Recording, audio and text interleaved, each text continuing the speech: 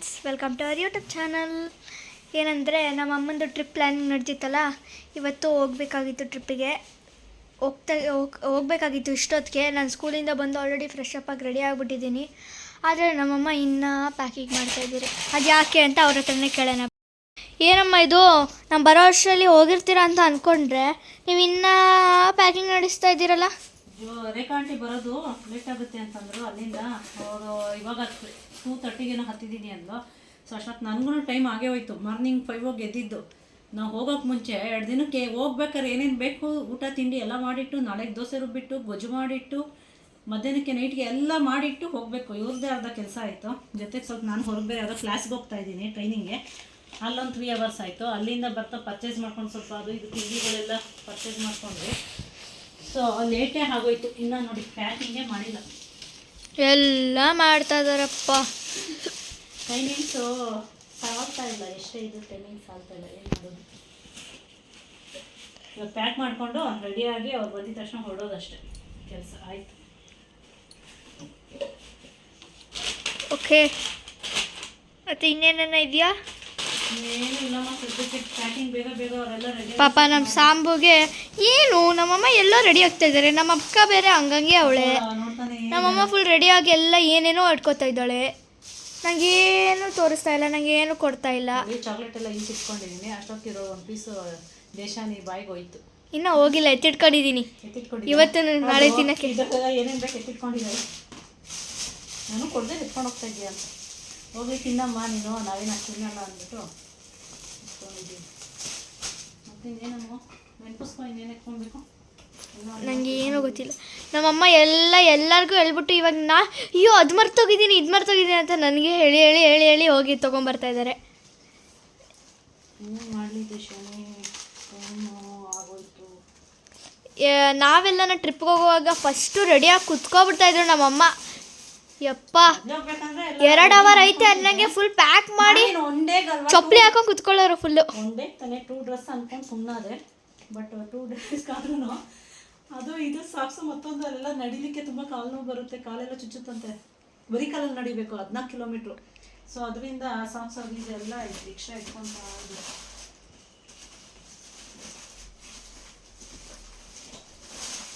Next ಮಾಡೋಣ ಬಿಡು video. ಈಗ ಮಾತಾಡೋಕ್ಕಾಗಲ್ಲ.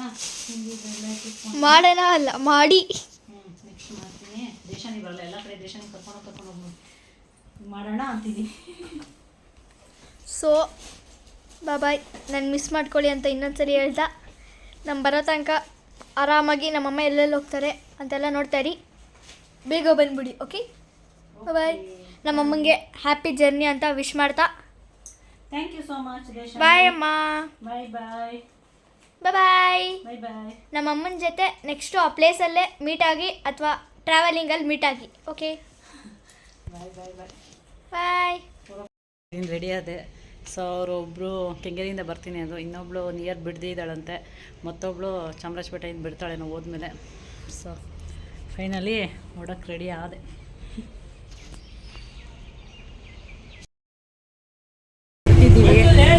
ಇವರೇ ಜ್ಯೋತಿ ಕ್ಯಾರೆಕ್ಟ್ರು ಅಂತಂದಲ್ಲ, ನನ್ನಂಗೆ ಜೋರು ಅಂತಲ್ಲ ಅವರು. ನಾನು ಇವರಿಬ್ಬರು ಹೊಡ್ತಾ ಇದ್ದೀವಿ. ಮತ್ತೊಬ್ಬರು ಮೈಸೂರಿಂದ ಆಲ್ರೆಡಿ ಬರ್ತಾ ಇದ್ದಾರೆ ಬೆಳಗ್ಗೆಯಿಂದ. ಮತ್ತೊಬ್ಬರು ಅಲ್ಲಿ ಸೇರ್ತಾರೆ. ಎಲ್ಲ ಸ್ಯಾಟಲೈಟಲ್ಲಿ ಸೇರ್ತೀವಿ. ಸೊ ಕೆಂಗೇರಿಯಿಂದ ನಾವಿಬ್ಬರು ಮುಂದಿನ ನಿಲ್ದಾಣ ಸ್ಯಾಟಲೈಟ್. ಜ್ಯೋತಿ ಅಂತ, ಜ್ಯೋತಿ ಕ್ಯಾರೆಕ್ಟರ್ ಹೇಳಿ ಬಂದಲ್ಲ ಅವರೇ ಇವರು. ಇನ್ನೆರಡು ಕ್ಯಾರೆಕ್ಟರ್ ಆಮೇಲೆ ತೋರಿಸ್ತೀವಿ.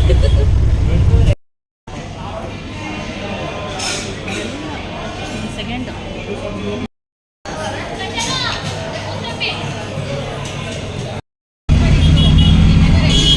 ಎಲ್ಲ ಬಸ್ ಹತ್ತಿದ್ದೀವಿ. ಈಗ ಒಂದು 2 ನಿಮಿಷ ಆಯಿತು. ಮೇಡಮ್ ಜ್ಯೋತಿ, ರೇಖಾ, ವೀಣಾ.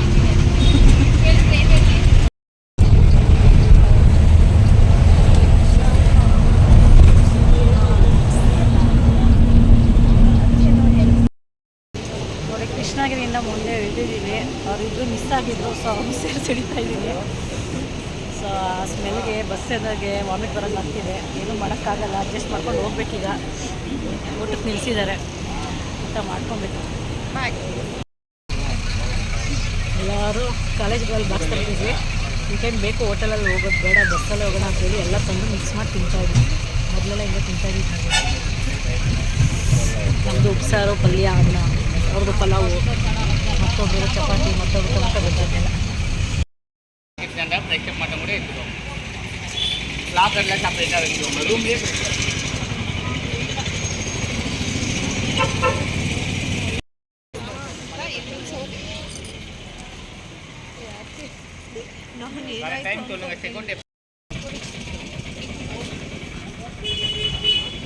ಮಿಡ್ನೈಟ್ 1:30 ಆಯಿತು. ನಾವೆಲ್ಲ ಇನ್ಸ್ಟಾಗ್ರಾಮಲ್ಲಿ ನೋಡಿಕೊಂಡು ರೂಮ್ಸ್ ಕೇಳ್ಕೊಂಡು ಬರ್ತಾಯಿದ್ದೀವಿ. ಎಲ್ಲ 2,000 2,500 ಹೇಳ್ತವ್ರೆ ಮಕ್ಕಳುಗಳು ನೋಡಿಕೊಂಡು.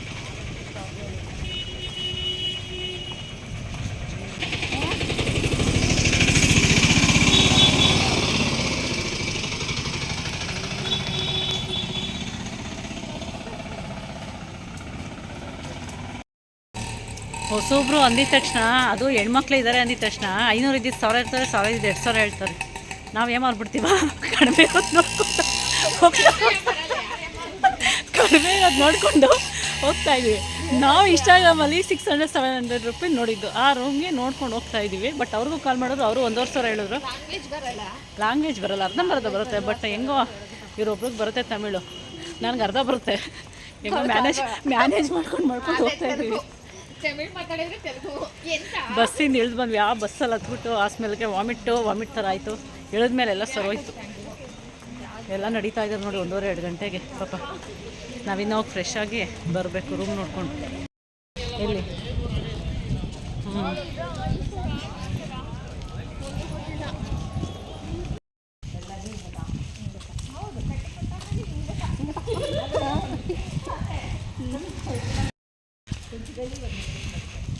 ಎಲ್ಲ ಕಡೆ 2-2.5 ಹೇಳ್ತವ್ರೆ.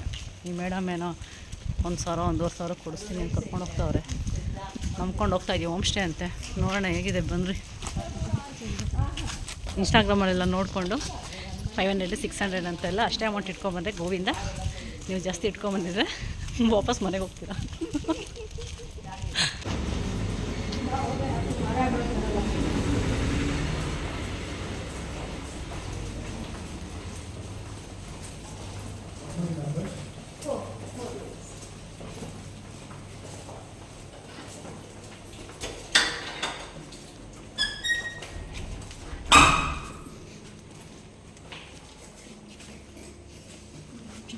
ನಡೀರಿ ಒಳಗೆ ಬಿಡೋಣ.